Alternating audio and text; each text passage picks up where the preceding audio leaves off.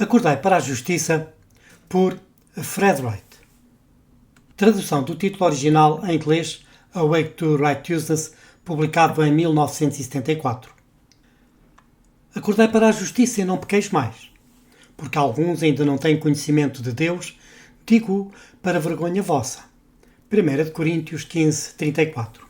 Leiamos este versículo repetidamente, palavra por palavra, para que o seu impacto total chegue aos nossos corações necessitados e depois seja aceito como um apelo urgente e oportuno a cada um.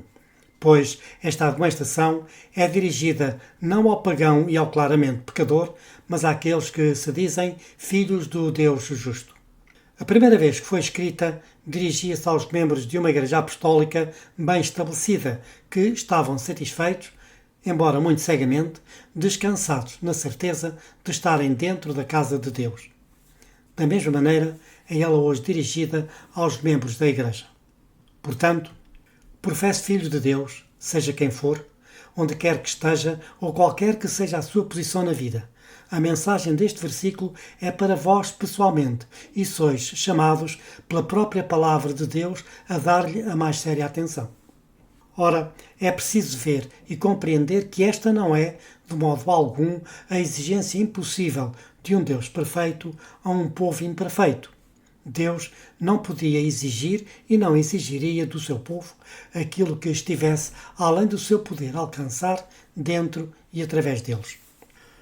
Portanto, este chamamento para acordar para a justiça e não pecar mais deve ser reconhecido clara e distintamente por aquilo que é o glorioso propósito e provisão do Evangelho. Porque é o propósito seguro de Deus fazer cessar a transgressão para dar fim aos pecados no coração e na vida de cada crente em Jesus. Mas como aconteceu com os coríntios do passado, também acontece conosco. Temos sido muito ignorantes no nosso conhecimento de Deus, muito adormecidos no nosso conhecimento do seu propósito divino. Por isso, Ele nos diz hoje, enquanto somos chamados, acordai para a justiça e não pequeis mais. Esta escritura significa exatamente o que diz e nada menos do que aquilo que diz. Ela diz, não pequeis mais, e isso significa não pecar. Ela não aponta para algum dia futuro quando, por um milagre maravilhoso, de repente descobrireis que estáis fora do alcance do poder e da presença do pecado. Mas aponta para hoje, ainda neste corpo mortal e neste ambiente muito pecaminoso. Acabar com o pecado e deixar de pecar agora. No poder vivo do Evangelho e através dele, que é um sistema restaurador desenhado pela sabedoria infinita para nos trazer de volta à harmonia com Deus e à obediência à sua lei, Deus fez provisão para que nos tornemos semelhantes a Ele. E é a sua glória realizar isso por todos aqueles que não interpõem uma vontade perversa e assim frustram a sua graça. Trazer-nos de volta à harmonia com Ele, este é o propósito de Deus, esta é a obra de Deus. Por esta causa, Ele enviou o seu Filho ao mundo, como lemos, e ela dará à luz um filho.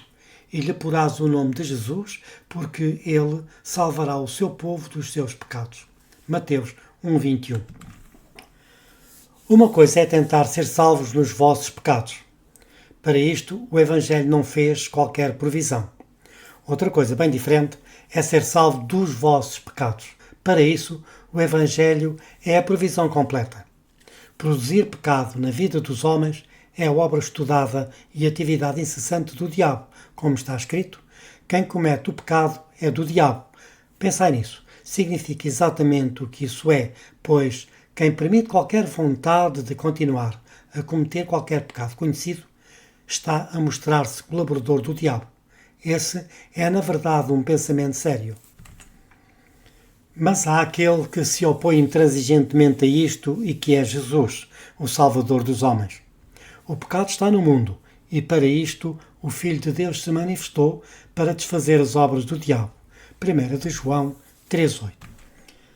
Ora, Satanás apresenta a lei divina de amor como uma lei de egoísmo. Declara que nos é impossível obedecer-lhe aos preceitos. O desejado de todas as nações 24. Mas Deus, por outro lado, declara enfaticamente: este mandamento que hoje te ordeno não é demasiado difícil, nem está longe de ti para o cumprires. Deuteronômio 30, 11 e 14. Qual destas duas escolhas defendereis?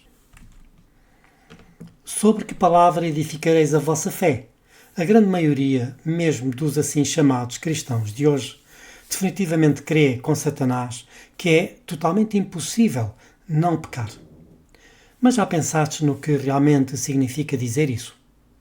Manter tal crença é declarar claramente que, na vossa opinião, Satanás é mais forte do que Cristo, o poder do mal é maior do que o poder do bem, que o Evangelho não é o poder de Deus para a salvação do pecado. Dizei-me, quem de vós daria voz a sentimentos tão maus? Mas estou a ouvir-vos dizer: quantas vezes decidi deixar de lado coisas que odeio, quantas vezes me entreguei de novo a Cristo e resolvi não pecar mais, quão arduamente me esforcei, quão tristemente me arrependi, quão sinceramente confessei, quão sinceramente implorei por ajuda, apenas para com a mesma frequência cair novamente na miserável derrota. Li o 7º capítulo de Romanos e achei que era uma descrição perfeita da minha triste experiência. Qual é o meu problema? Como é que alguém chega ao lugar onde pode viver uma vida onde é capaz de não pecar? Sabendo o que é certo e desejais, acima de tudo, fazer o que é certo. Além disso, estais a lutar com todo o poder que tendes para fazer o que é certo, mas o vosso problema é apenas este. Estás a tentar fazer na velha vida aquilo que é impossível fazer enquanto a vida antiga continuar viva. Essa velha vida de que falamos aqui não é o corpo mortal de carne e sangue que conservamos até à transladação, mas aquela natureza natural e pecaminosa que é de facto composta por aquelas hereditárias e cultivadas tendências para o mal. Esta é a raiz do mal na vida. Aqui está a fonte do pecado. E enquanto essa fonte for impura, a corrente também será impura. Na Bíblia são dados vários nomes descrevendo esta antiga natureza do pecado. É chamada de o homem velho, em Romanos 6, 6. O antigo marido, em Romanos 7, 1 a 4. A inclinação da carne, em Romanos 8, 7. E o coração de pedra, em Ezequiel 36, 26. Essa natureza pecaminosa que está em nós nada mais é do que um cruel senhor de escravos despótico, que habita na carne e a controla como seu instrumento de injustiça para pecar. Agora, a grande e vital verdade que é tão pouco compreendida hoje é exatamente esta. Não importa o quanto conheçais a teoria da verdade, não importa o quanto tenteis e vos esforceis, enquanto ainda tiverdes a velha natureza em vós, não podereis guardar a lei e não pecar. Isso simplesmente não pode ser feito. A Bíblia diz isso de forma clara e enfática, e isso torna definitivamente clara a questão. Ela diz: a mente da carne é inimizade contra Deus, visto que não é sujeita à lei de Deus, nem em verdade o pode ser. Romanos 8, 7. E novamente lemos: ou seja, ela, a lei, não podia justificar o homem porque em sua natureza pecaminosa este não a poderia guardar. Patriarcas e Profetas 373. Estas palavras dizem tão claramente quanto se pode dizer que a velha natureza não está sujeita à lei e de modo algum, enquanto existir, pode ser sujeita. Nem pelo exercício, nem pela força, pela persuasão, pela rigorosa disciplina, pela educação, pela cultura ou por qualquer outro meio, pode ela ser trazida à harmonia com Deus. Simplesmente não pode.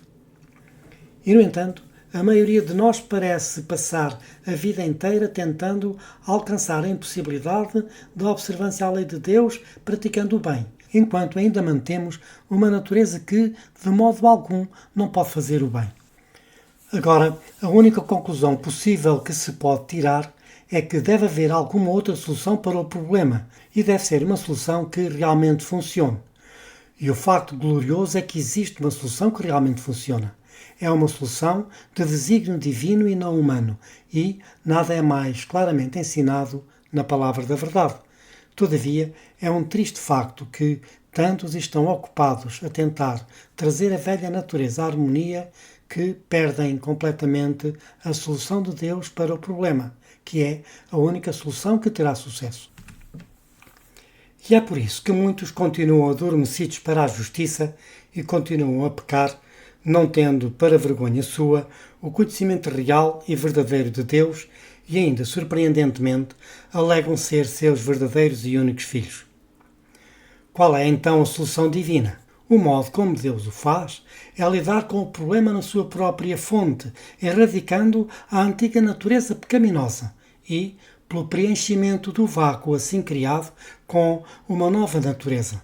Então, assim como por natureza anteriormente fazíamos as obras do mal, agora, pela nova natureza, faremos as obras da justiça. Será verdadeiramente que, obedecendo-lhe, não estaremos, senão seguindo nossos próprios impulsos. O desejado de todas as nações, 668. E é assim que deve ser, pois servimos a um ou outro dos dois senhores, Deus ou Satanás, e não podemos servir a ambos ao mesmo tempo. Ou somos servos de Deus ou somos servos do pecado. Uma rápida pesquisa no fruto das nossas vidas dirá o que somos tão simplesmente quanto isso. Se não deixarmos de cometer o pecado conhecido e manifestamos os doces frutos do Espírito da Justiça, então o simples facto é que ainda somos dominados pelo velho senhor do pecado. E enquanto esse velho senhor do pecado viver, continuará a dominar as nossas vidas e a produzir pecado em nós e através de nós. Portanto, a nossa necessidade é a aquisição de uma vida completamente nova. O pastor Wagner apresentou bem e verdadeiramente esta verdade nas seguintes palavras. Nunca houve um momento na vida de qualquer homem em que ele tivesse poder em si mesmo para resistir à tentação. Não podemos fazê-lo. Isso prova que devemos ter uma vida diferente da nossa vida natural para resistir ao pecado. Essa deve ser uma vida que o pecado nunca tocou e nunca pode tocar. Estudos Bíblicos do livro de Romanos 15. Só existe uma vida como essa, que é a vida de Cristo. Cada um de nós pode ter essa vida de facto, mas jamais podemos ter essa sua vida a menos que a velha vida tenha sido tirada. Cristo nunca, na verdade, em tempo algum, poderá ter sociedade com o Senhor do pecado. Ele tem que vos possuir inteiramente, caso contrário não sereis dele.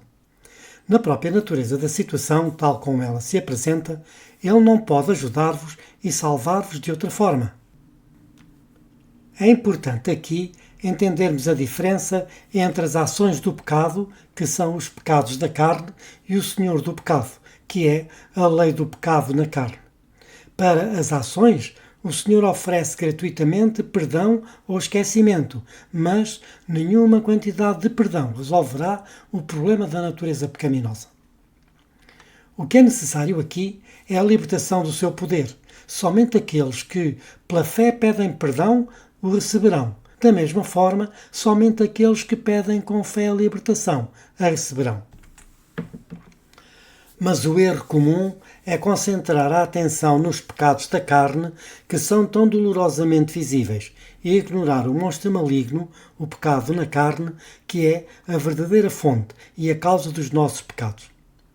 Isto é exatamente como o diabo quer que façamos, pois ele conhece essa focalização na limpeza do pecado e que o pecado nunca tornará um homem justo a menos que o velho senhor do pecado seja literalmente erradicado da vida pelo poder vivo de Deus. O antigo senhor não cederá o seu lugar por si mesmo e desocupará o seu trono. Ele tem que ser deposto, mas é um simples facto que nenhum poder reinante pode ser destornado senão por um poder maior do que ele próprio. Uma vida inteira de servidão a esse senhor do pecado é a prova de que vós não sois o poder maior e, portanto, não podeis esperar erradicar o poder do pecado da vossa vida. Tendes que ter ajuda exterior. Não podeis fazer isso e não adianta tentar. A vitória é conseguida não tentando, mas morrendo. Ora, só existe um poder mais forte do que o poder do pecado, e é infinitamente mais forte. Esse é o poder de Deus e, quando esse poder é exercido contra o poder do pecado, o pecado tem que ceder sempre. Mas Deus nunca exercerá o seu enorme poder contra o pecado em qualquer vida, a menos que essa vida seja literalmente entregue ao seu encargo e controle. Então, ele fala-á rapidamente. De facto, ele anseia com o desejo mais intenso fazê-lo por todos os que hoje forem a ele. Não precisais de permanecer mais um dia sequer sob o poder e a escravidão do pecado, porque esta é a vontade de Deus, a vossa santificação. 1 Tessalonicenses 4:3. Em alguns casos de cura, Jesus não concedeu imediatamente a bênção buscada. No caso da lepra, todavia, tão depressa foi feito o apelo, seguiu-se a promessa. Quando pedimos bênçãos terrestres, a resposta à nossa oração talvez seja retardada ou Deus nos dê outra coisa que não aquilo que pedimos. Não assim, porém, quando pedimos livramento do pecado. É a sua vontade limpar-nos dele, tornar-nos seus filhos e habilitar-nos a viver uma vida santa. O desejado de todas as nações, 266. Assim, está escrito que o Senhor tem o poder para o fazer, a vontade de o fazer e, mais do que isso, Ele promete que o fará. A nossa parte é acreditar absolutamente nas promessas tal como elas se leem. Então, à medida que o Espírito Santo nos conduz a um conhecimento da lei em algo da sua grandeza e poder espiritual, de modo que, por ela, somos levados à profunda convicção do pecado, devemos permitir que ele nos conduza a uma experiência de arrependimento e de confissão verdadeira e sentida no coração. Exatamente aqui é preciso sublinhar que prevalece um mal-entendido sobre o que é a verdadeira confissão. Pensa-se comumente que tudo o que temos de fazer é confessar o que fizemos e pedir perdão por isso, enquanto, por sua vez, nós prometemos que, com a ajuda do Senhor, nos esforçaremos ao máximo para não repetir essas coisas no futuro. Aliado a esta ideia, está outra que declara que tudo o que temos de fazer é aceitar o Salvador e, instantaneamente, nos tornamos seus filhos e nascemos de novo. Mas o que tem de ser entendido é que não podemos aceitar a vida de Cristo como nossa, a menos que primeiro lhe entreguemos a vida antiga. Para tornar este ponto um pouco mais claro, é preciso entender que a relação de um cristão com o Salvador é comparada nas Escrituras à de um casamento com ele. Isto é afirmado claramente nos primeiros versículos de Romanos 7, onde se afirma com igual clareza que somos casados na vida de pecado com um antigo marido. Não estamos, então, na posição de uma pessoa solteira que tem apenas de aceitar a oferta de casamento de um futuro noivo. Estamos antes na posição de quem já é casado, de modo que, para que haja a realização de outro casamento, deve haver, em primeiro lugar, a dissolução do primeiro casamento. Enquanto isso não tiver acontecido, não pode haver qualquer possibilidade de realização legal e adequada de outro casamento com um novo marido. Da mesma forma, já estamos casados quando Cristo vem até nós com a proposta de casamento com Ele. Ele pode fazer isso, porque o casamento com Satanás é bastante ilegal e impróprio. Mas mesmo que seja assim, esse casamento deve ser dissolvido antes de poder haver o casamento com Cristo, porque Ele nunca nos compartilhará com outro marido, nem vós esperarias que Ele o fizesse. Portanto, qualquer pregador que diga à pessoa que tudo o que ela tem a fazer é aceitar Cristo está a omitir uma parte muito vital da instrução sobre como uma pessoa deve encontrar a nova vida em Jesus. Se este ponto não foi entendido na leitura desta pequena publicação, então a parte mais integral do estudo não foi entendida e ela não terá qualquer bom resultado salvador para o leitor. Portanto, quando viermos perante Deus em confissão, não devemos, se a confissão for aceitável para Deus e bem-sucedida a nos libertar do problema do pecado, simplesmente confessar o que fizemos e pedir perdão, porque devemos confessar o que somos. Devemos reconhecer que o verdadeiro problema não tem sido o que temos feito, mas a vida maligna interior que, como uma doença, nos tem controlado contra as nossas vontades e com isso feito nascer uma corrente de iniquidades e pecados. Da mesma maneira como uma árvore má só pode produzir frutos maus, assim uma pessoa má, o único resultado tem sido más ações. Além disso, confessai que não tendes poder para remover essa natureza má, mas sabeis que o Senhor não só tem o poder para o fazer, mas que Ele também prometeu claramente que o faria. Dizei ao Senhor que não quereis essa natureza má interior e a entregais a Ele para que ela vos seja tirada, deixando-vos livres. Em seguida pedi que, no vácuo assim criado, Ele coloque a sua própria vida e caráter perfeitos. Com a mesma certeza de que Ele cumprirá a sua palavra para convosco e tornar-vos-eis de facto, literalmente e na verdade, uma nova criatura em Cristo Jesus. Será assim se acreditardes. Deveis acreditar nisso, não porque tendes a sensação de que é assim, mas porque a palavra de Deus disse que assim é, se executardes estas instruções simples. Lembrem-se, Deus está absolutamente vinculado por suas promessas e Ele não pode quebrar e não quebrará a sua palavra para vós. Cumpri as condições fielmente e o dom está garantido. Nunca esqueçam que é o próprio Deus que pronuncia a promessa: dar-vos-ei coração novo e porei dentro de vós espírito novo. Tirarei de vós o coração de pedra e vos darei coração de carne. Ezequiel 36:26. Façam desta transação uma solene experiência de aliança com Deus. Tendo feito a vossa parte, não espereis para sentir que o Senhor fez a sua antes de crerdes. Vossa fé deve depender não do sentimento, mas das grandes promessas da palavra de Deus. Segui o vosso caminho, sabendo que fostes purificados, e agora podereis obedecer e ter a alegria de ver, na vossa vida, os frutos pacíficos da justiça, porque ele está destruído e o seu trono vago ocupado pelo novo Senhor, que é Cristo em vós, a esperança da glória. E uma vez libertados do pecado, fostes feitos servos da justiça. Colossenses 1:27 e Romanos 6:18. Porque, da mesma maneira como, quando erais escravos do pecado, estáveis isentos em relação à justiça, agora, libertados do pecado, transformados em servos de Deus, tendes o vosso fruto para a santificação e, por fim, a vida eterna. Romanos 6:20 e 22. Portanto, se há uma lição que nós, como seres humanos, temos de aprender, é simplesmente esta: somos total, completa e absolutamente incapazes de destruir no mais pequeno grau o velho senhor do pecado e de o substituir pelo Senhor da Justiça.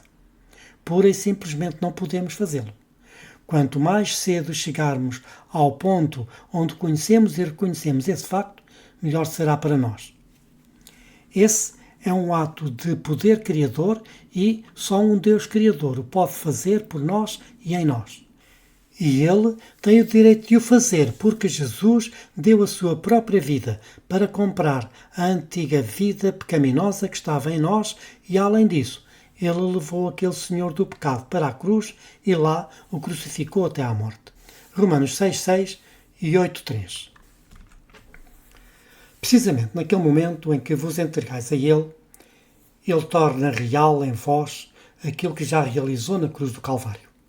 Por conseguinte, cessai agora de tentar fazer-vos justos e entregai-vos a Ele para que Ele possa fazer por vós o que vós, de vós mesmos, nunca podereis fazer. Se Deus é tão bem capaz e está disposto a fazer esta grande obra por nós, porque é que tão poucos, mesmo daqueles que dariam tudo o que têm para possuir uma experiência viva, realmente a obtêm? Essa pergunta poderia ser feita a todas as gerações, em todas as épocas, e a resposta seria sempre encontrada escrita nas letras grandes desta única palavra: incredulidade. Isto não é negar que temos uma certa medida de fé. Claro que sim, mas não é aquela fé simples, semelhante a uma criança, que toma Deus absolutamente na sua palavra, nos permite agir sobre essa palavra com calma, confiança e segurança, embora o testemunho da vista e das circunstâncias possa parecer negar completamente a palavra da fé. Quando Jesus enfrentou o tentador no Monte da Tentação, todas as evidências visíveis negavam, nos termos mais fortes possíveis, que ele era o Filho de Deus. Desgastado e magro devido à fome e privação, aparentemente abandonado por Deus e pelo homem, não se parecia com o Filho de Deus. Ele nunca se sentiu de outra maneira senão como o Filho de Deus e, com certeza, não estava no lugar onde se esperaria encontrar o Filho de Deus. As palavras do céu: "Este é meu filho amado, em quem me comprazo", soavam ainda aos ouvidos de Satanás, mas ele estava decidido a fazer Cristo descrer desse testemunho. Viera viver como homem entre os homens, e era a palavra que declarava sua ligação com o céu. Era o desígnio de Satanás fazê-lo duvidar dessa palavra. Se a confiança de Cristo em Deus fosse abalada, Satanás sabia que lhe caberia a vitória no conflito. Poderia derrotar Jesus. Esperava que, sob o império do acabrunhamento e de extrema fome, Cristo perdesse a fé em seu Pai e operasse um milagre em seu benefício. Houvesse ele feito isso, e ter-se-ia frustrado o plano da salvação. O desejado de todas as nações, 266. Vede e compreendei por estas palavras que tudo dependia de Cristo manter uma fé inabalável na palavra falada pelo seu Pai. Para quebrar essa fé, Satanás apresentou diante dele e sobre ele todo o testemunho desencorajador da vista e das circunstâncias. Isto seria suficiente para quebrar a fé de qualquer um, e não foi sem luta que Jesus pôde escutar em silêncio o arqui-enganador. O desejado de todas as nações, 119. Mas, com resoluta determinação, ele virou as costas para esses testemunhos ameaçadores e fixou sua fé na palavra de Deus e somente nessa palavra, recusando-se absolutamente a negar sua filiação com Deus. Assim, e somente assim, poderia ele vencer, e assim, e somente assim ele venceu. Tal como Cristo foi tentado, também nós somos tentados. Da mesma forma como Satanás lançou contra ele a grande arma das evidências visíveis para procurar destruir a sua fé, assim ele fará conosco. Exatamente da mesma maneira como Jesus venceu, descansando totalmente sobre a palavra de Deus falada, escolhendo crer apenas nessa palavra e demonstrando a sua fé agindo em harmonia com ela, assim também nós devemos vencer. Não há outro caminho senão o caminho da fé. Esta é a grande lição que Jesus veio ensinar e é a lição acima de todas as outras que devemos aprender se quisermos ser salvos no final. Então, a nossa parte é crer nas promessas, confessar a nossa pecaminosidade e o nosso total desamparo, entregarmos completamente a Ele para que Ele tenha a ilimitada liberdade para tirar a nossa antiga vida de pecado e substituí-la pela sua própria vida de justiça. E depois, sabendo apenas pela fé que Ele removeu o domínio do pecado de nós, saiamos para realizar as obras da justiça, agora não como alguém que luta por uma possível vitória, mas como alguém que sai com uma vitória já alcançada. Ora, isto não quer dizer que tenhais chegado, neste ponto, à plena estatura de um homem em Cristo Jesus. Longe disso. Sois apenas um bebé recém-nascido e há uma vida inteira de crescimento e desenvolvimento espiritual ainda pela frente. Foi dada uma nova vida. É a vida vitoriosa e sem pecado de Cristo em vós. Satanás fará o máximo para arrancar essa vida de vós e precisais de guardá-la com vigilância incansável, enquanto ao mesmo tempo a nutris com todo o cuidado e esforço diligentes, proporcionando-lhe sempre bastante alimento e exercício espiritual. Renovai todas as manhãs a vossa consagração a Deus. Seja esse o vosso primeiro cuidado. Aos pés de Cristo, 73. Vigiai contra as abordagens subtis do inimigo, nunca permitam duvidar por um único momento de que tendes a nova vida de Deus na vossa alma. Enfrentai desde o início o diabo com o firme propósito de que fareis o que está certo, independentemente do custo, e com a confiança inabalável de que tendes todo o poder que precisais. E depois continuai para fazer o que é certo. Nunca pareis por um momento para discutir com o diabo ou para tentar lutar contra ele. O grande conflito é entre Cristo e Satanás, não entre vós e Satanás. Portanto, entregai o diabo ao Senhor para que seja ele a lidar com a questão, pois ele lutou e o venceu completamente. Não temos neste artigo espaço para discutir as várias vias de tentação ainda abertas ao diabo na vida daqueles que nasceram de novo. Basta lembrar que o diabo se apresentou a Eva no jardim do Éden, quando ela era pura, numa perfeição de caráter sem pecado, e ainda assim foi capaz de apelar para ela em tentação e ter sucesso nos seus esforços, para entender que a erradicação da antiga natureza pecaminosa não remove todas as portas de acesso possíveis pelas quais o diabo poderia entrar. Lembrai-vos também de que Cristo, o sem pecado, foi terrivelmente tentado. Satanás certamente vos tentará e provará, talvez como nunca antes, e vós sois livres, se quiserdes, para vos renderdes a ele novamente. Mas a diferença agora é que, enquanto através da velha natureza ele tinha a garantia de domínio sobre vós, e, portanto, a garantia de que poderia levar-vos ao pecado quantas vezes quisesse, agora que a velha natureza foi erradicada, ele perdeu esse domínio, e a menos que vos entregueis a ele, não terá poder sobre vós. Não precisais de pecar mais. Isto não quer dizer que, se formos seduzidos ao pecado por causa do fracasso da nossa parte, estamos perdidos. Não, ainda temos um mediador e ele espera que nos levantemos e continuemos novamente. Uma coisa é certa. Enquanto antes não conseguias entender por que caístes, agora entendereis exatamente onde e como falhaste, e sereis mais sábios para evitar a armadilha da próxima vez. Cada ponto de tentação é um ponto de decisão, onde vós deveis escolher se continuareis entregando os vossos membros a Deus como instrumentos de justiça ou se vos entregareis novamente ao pecado. Se, neste ponto de decisão, a vossa fé estiver fixada no conhecimento de que o velho está, de facto, morto e que a vida de Cristo está tão realmente em vós como a vida antiga costumava estar, e que, portanto, o diabo já não tem qualquer poder sobre vós, se, na certeza desse conhecimento, vós instantaneamente recusardes ter qualquer coisa a ver com esse pecado e, não tendo confiança no que possais fazer, entregais o diabo ao Senhor, vê-lo-eis fugir muito rapidamente e para o mais longe que puder. Ficareis espantados e humildes perante a totalidade e positividade da vossa vitória.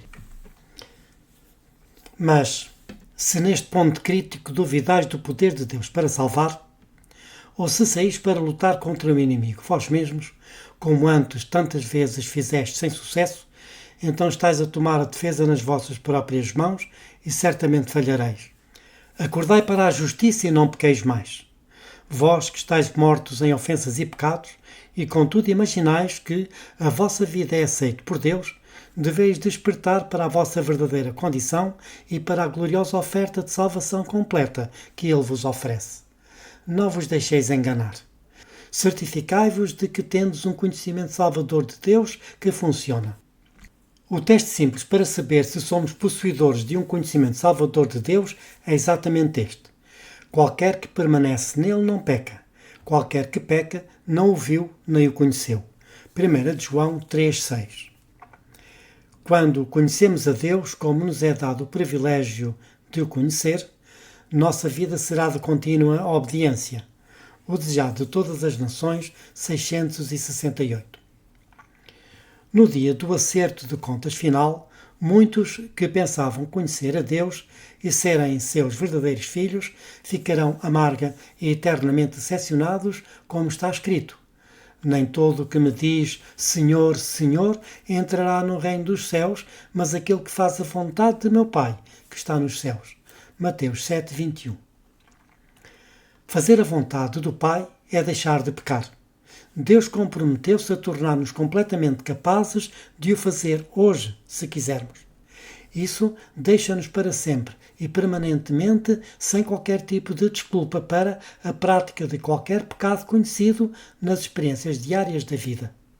Em breve, e nenhum de nós sabe quão breve, o julgamento julgará cada um de nós, momento em que será tarde demais para afastar o pecado da vida e do caráter.